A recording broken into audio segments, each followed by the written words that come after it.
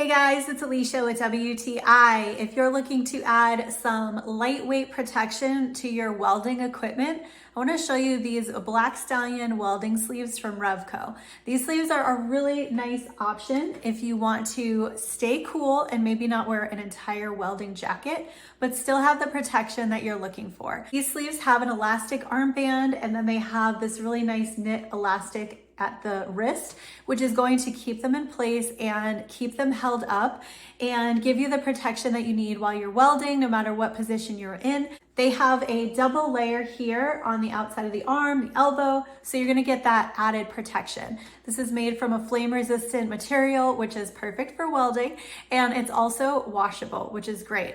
These are really comfortable and lightweight to wear while still having the protection you need, so that is awesome. So my husband loves these for welding when it is warm out because he doesn't have to put on his entire welding jacket and be super, super hot, but he still has the protection that you need, especially if he's just doing a quick weld and he doesn't have to get completely suited up. He can just pop these sleeves on, tack something in, and then take them off really easily. So these are a great option for welding in warmer weather and still giving you the protection you need.